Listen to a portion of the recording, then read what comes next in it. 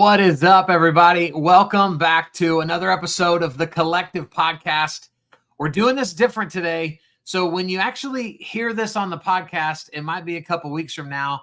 But for many of you, you are getting to experience this live across multiple social media channels because today is July 1st and it is a special day. And so we wanted to jump on and do this live. And Shane, I was deleting. So once a month, I do a leadership call with my VA company. And this morning we talked about what's simply called the pause, because it's July 1st. It's the literal middle of the year. And I think if we're not careful, we can just keep going without stopping long enough to go, well, wait a second, what maybe isn't working the way it should be working, the way that I want it to work. And so we're going to just take a deep breath and talk about the pause on this episode of the show. Yeah, there's nothing worse than going on a hike and there's different points on the hike where there's a sign that says you can take the upper trail or the lower trail. Yeah. And you're not paying attention. You take a right, maybe you should have taken a left. And then there's half of the room that goes, you go, hey guys, do we need to go back and check the sign? Maybe we should take a break here. And there's people like, nope, we're going to forge ahead. That's right. There's other people that go, maybe we should stop for a second, recalibrate, check our GPS, look at the map. In fact, why don't we just step back like 20 paces and look at the sign to make sure we're going in the right direction? Because I know in business, there have been so many times, countless times in my business where I didn't pause. Yep. And reflect, A, because it's healthy, B, because it's strategic, and C, because it tends to save you money and pain and suffering. That's right. And I'm head on. I'm going to solve my problem, and at my own expense, at my family's expense, at my health's expense. And that's not what we should be doing as entrepreneurs. 100%. And one of my favorite books, people know I love to talk about the books that I'm reading, and this is one of my favorite ones, 15 Invaluable Laws of Growth by John Maxwell. And bro, he says in this book, he says, if someone is going down the wrong road, he doesn't need motivation to speed up. He needs to stop. And how easy is it to just show up? And as men and women of influence, we just think like, well, I just need to encourage my team. I need to motivate my team. I myself just need to be motivated. And it's like, hey, dummy, what if you're literally doing the wrong things? You don't need to be motivated. You need to freaking chill and look in the mirror. And so what today's going to be for people is a couple different things. Number one, man, reflection allows us the opportunity to turn experience into insight. You know, you and I were just recording our sales circus. Spoiler alert for everybody in the collective. It's not live tomorrow. We just recorded it today. But in there, before we started, you were showing me all these different ads from other people that we were taking the time to kind of watch. And why did they do it this way? And why didn't that guy do that? But this guy did do that. Because if you're not reflecting, it's impossible to learn and grow intentionally. And doing it by accident is super dangerous. Yeah, and I think there's a aspect of humility involved in admitting that when you're in a sailboat, you could be the best sailor in the world, and if you don't have wind, your boat doesn't move. Shout out, right? Josh Smith. So there are a lot of things in life that we have very little control over, and it's important to just step back and say, hey, like, I need to reflect. I need to look. I need to gain some perspective. And the more I do that in my life, that my mistakes become smaller, my wins become bigger. There just seems to be more wind out on the seas when you just live life that way. So I think this is a great opportunity and one that I've not been good at. Yeah, I'm not great at it either. I think I'm so future focused all the time that this is really bad. And if you're watching this and you're one of these people, I apologize. But like I'm not even good at keeping up with like long friendships, because if like you don't fit into where I'm going, I just tend to forget. And it's horrible, right? My mom will be like, Hey, have you talked to so-and-so? How are they doing? I'm like, oh, I haven't talked to them in like 8 years, but I'm sure they're great. So we've got to pause and reflect. And so what I want to give people, and a few of these we'll talk through at depth. Some of these we're just going to rattle through them. We'll put these in the show notes as well, so you have all 10. But John Maxwell gives us 10 questions to really get reflective with and think deeply about. And so, man, the first question is, what is my biggest asset? And this is kind of a two-parter, because whatever you believe that answer to be, the second question, or part B, should be, how is that asset being leveraged in your business? Because you were giving me some tough love earlier today for myself, and I think that tough love fits right in line with this question, that I'm not leveraging my biggest asset to my greatest advantage. And if you wouldn't have said it and I wouldn't have chosen to pause today, man, I'd have just kept on going, assuming it's great. And it really requires us to stop and think. It's so funny because as you asked that question, or as you framed that, I actually thought the same thing for myself. I thought my biggest asset is not the thing that I'm leveraging the most effectively, right? And because for me, it's probably not, that I can work hard. I mean, like like you and I are hard workers. Our families are just hardworking people. It's probably my creativity. In fact, it is my creativity. Yeah. And yet I know I've got hundreds of ideas sitting in hundreds of notebooks that right. I've never done anything with, because and so then it goes to like, well, why am I not leveraging that? And it's because I'm doing too many things. And instead of like, and I think what's so interesting is, if you're like me, you try to get everything done every day. And so pausing and reflecting is really hard, because that's valuable time I don't have. Yeah. Right. Or that's what I tell myself. What we also, guys like me, tell ourselves is, if I have 20 things that are, supposed to get done that day, I tell myself that all 20 of those have the same importance. Right. Yeah. The reality is, if I only did 3 of those things, my business would probably be as good, if not better, than it is today. Absolutely. Well, and if somebody says that's me too, there's a great book by Brian Tracy called Eat That Frog that talks about, like, out of all those 20, what is the one that you don't want to do the most, that matters the most significantly, and let's knock it out first, so that no matter what happens the rest of the day, you can call it a win. Yeah. Number 2 is, what is my biggest liability? Now, I'll share mine to help spur a little conversation. I suck at planning. I am, like Lana knows, when I have a big talk coming up that's outside of the scope of like my normal talks, I will say, hey, I'm not coming to bed because I haven't written my talk yet. That's tomorrow. And I'll be up till 3 a.m. because I've allowed myself, from a creative perspective, to be convinced that I'm only creative right before I need to be. And I do my best work in the crunch time when everything matters. And I'm horrible about just being consistent and going, I'm going to take an hour a day to just jot some thoughts about the next talk coming up. And so for me, that would by far be my biggest liability. I love that, man. I think that I've got so many liabilities. Where do I begin?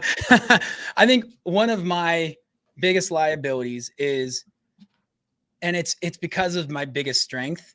I think because I'm a creative and I thrive in the creative, I start things and don't finish them well.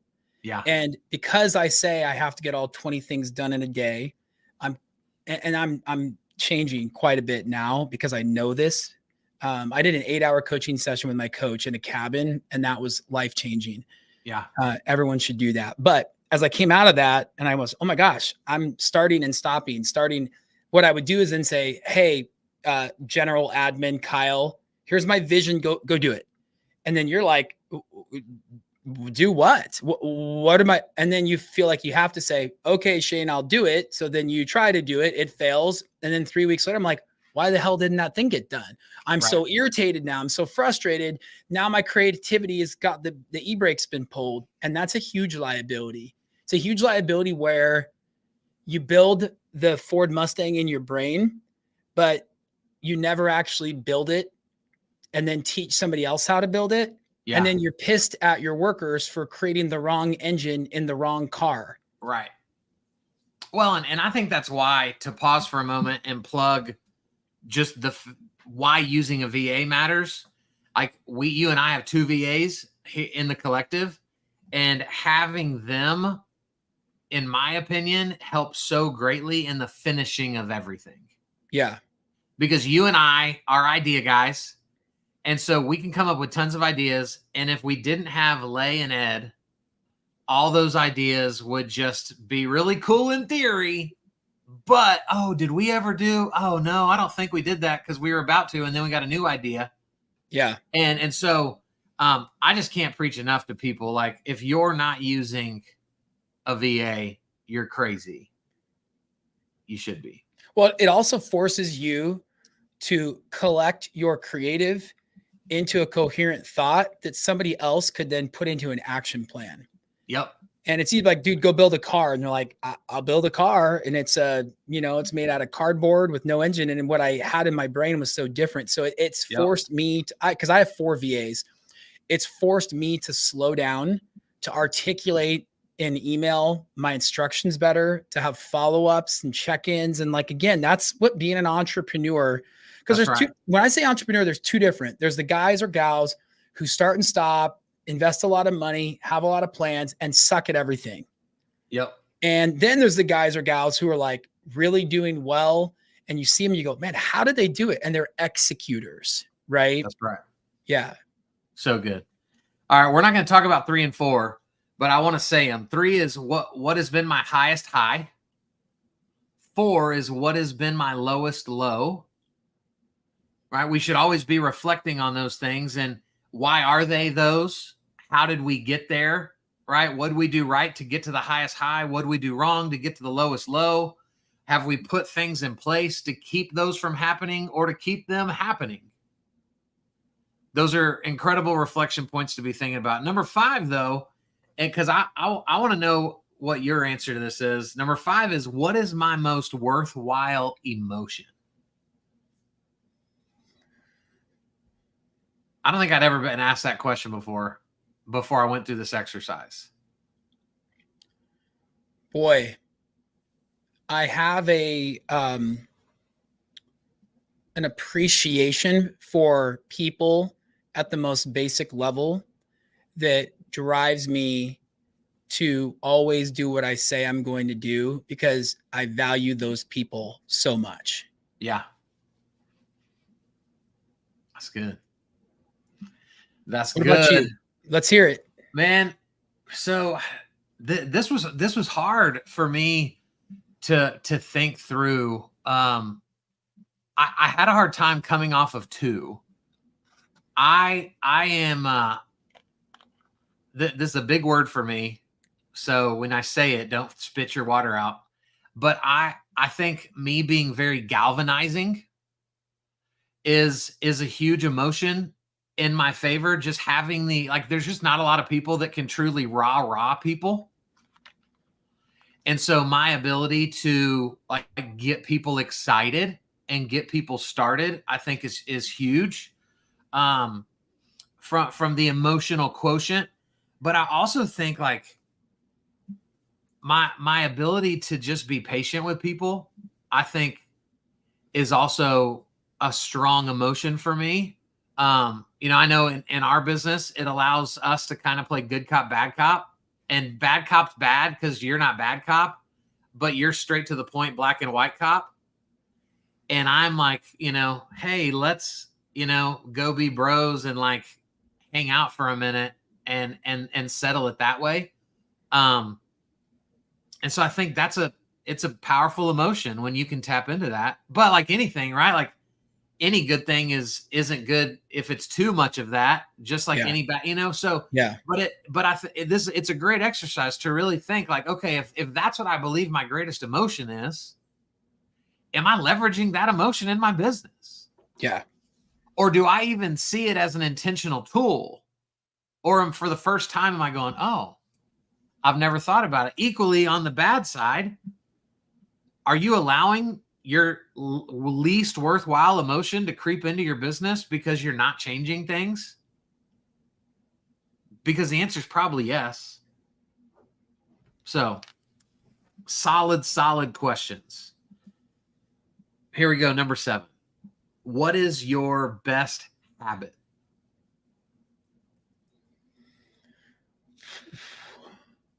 I mean, you're getting me on the spot with no. Let me go first. Yeah, but I have one. One Okay. of them is I am highly organized because I am highly, like, my brain can be highly disorganized. Yeah. And so that keeps me able to run multiple companies and do, like, people will constantly go, how do you do all that you do? And it's not because I have a superpower. I just really, really leverage organization. Yeah. And it's great that that's your superpower, because that's my kryptonite. So that's what partnerships are. Man, I think my best habit is my ability to create content. I think business wise, like, just being able to always show up without it ever being hard has been a huge advantage for me. And so that would be mine. Number 8 is what is your worst habit? Do we want to get into this, or we want to just leave No, this? yeah. I mean, if I look back at my biggest mistakes in business, it was because my initial decisions were typically made from a place of insecurity. So, like, I brought on a business partner, not because I was wired for business partners, not in this, because you're great. In another business, I brought on a business partner, and my coach was like, dude, you're not meant for these things. You're not meant for these partnerships. Why did you do it? Yeah. And I did it because I had this insecurity around, was I going to have enough money to make this thing work? Where when I took my emotions out of it and I whiteboarded everything with my coach, I had 10 times what I needed. And it was so foolish. Like, no one looking at that on paper would say, you should bring on a business partner. They'd be like, dude, you need to hire VAs right now. You need 4 of them. And so I think my insecurities have led me to first emotion decisions that I've later had to correct. And so that's been, the last 12 months has been one of self-correction. Yeah. And that's actually a great place to be. Yeah. Because the worst is when you don't know that you have habitual sins in your business. You make it, then you recover, then you make it, then you recover, then you make it, then you recover. And you're married. You've had 5, you've been married and divorced 4 times. You're on your 5th. You've had multiple businesses start and fail. You've worked for a company every 12 months. You've burned through friendships. And I go, man, like, that is an exhausting way to live. Yep. So true, man. I've been there. My worst habit is my physical health. Like, it's always been a roller coaster. I'm usually like good's not the right word. I'm usually decent at one. Like I'll get a little bit more consistent with working out, but I'm not eating good. Or I'll eat better, but then I'm not working out. And putting that all together has always been the greatest struggle for me. And one that, that I'm always, well, that's not true either. That sometimes I'm trying to be better at, but that it's mattered more to me lately. So maybe next year when we do this episode, that won't be my worst habit, but it is right now. The last 2, number 9 is, what is most fulfilling to me? Yeah, for me, it's a combination of really spending time in my faith, which means like going to church, being in my Bible study, combined with investing in my daughter. Yeah. So for me, like if there was like, if you asked, what's the one moment in life that you could protect from never getting rid of, it would be time with my daughter at church, sitting in the front row, Love it. singing songs together. Like it's a place of pause and reflection. It's Yeah. also a place of challenge and friction, which is good. It's a place of transformation. So for me, I think that would be it. So good, man. I couldn't agree more. For me, it's the same, right? It's family. Well, my oldest daughter is out of town right now. She is with her grandma and aunt up in Oklahoma, and like the house is sadder because she's not here, you know.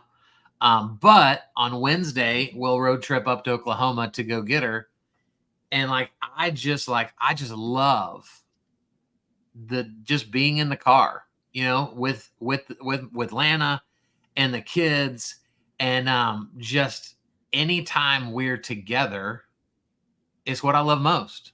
I don't care if it's on an expensive trip or if it's just in a car on a 3-hour road trip. I just like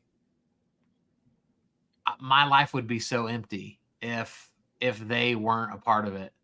And that's what's worth fighting this thing for. This ugly thing that we call entrepreneurship. Ugly and beautiful.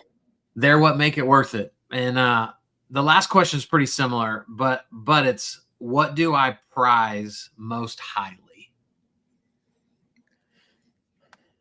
In a good way, or just, I mean, because that's kind of a loaded question, right?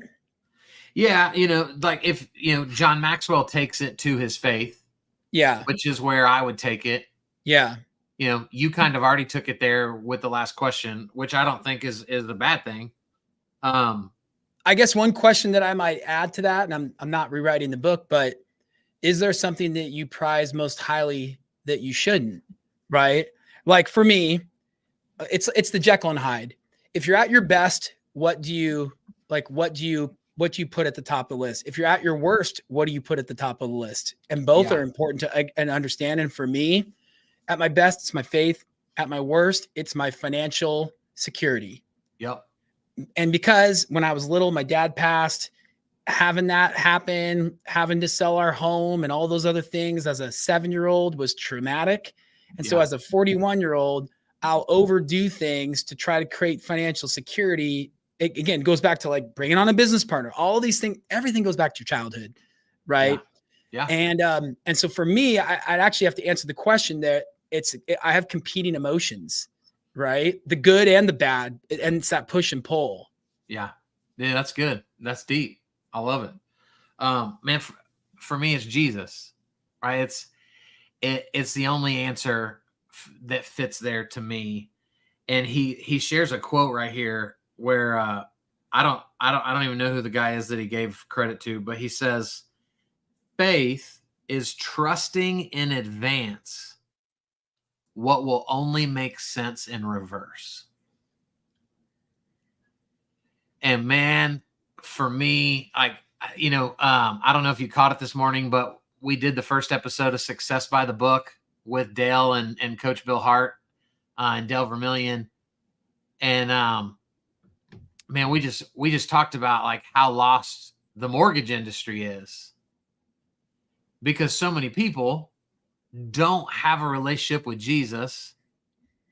And so everything has been built based on their finances, their success, their ego, and then the economy rips it away from them and they're left with nothing, or the economy has allowed them to be even better, and so they're achieving and advancing and growing and winning awards, yet they're still laying in bed at night going, is this what it's for?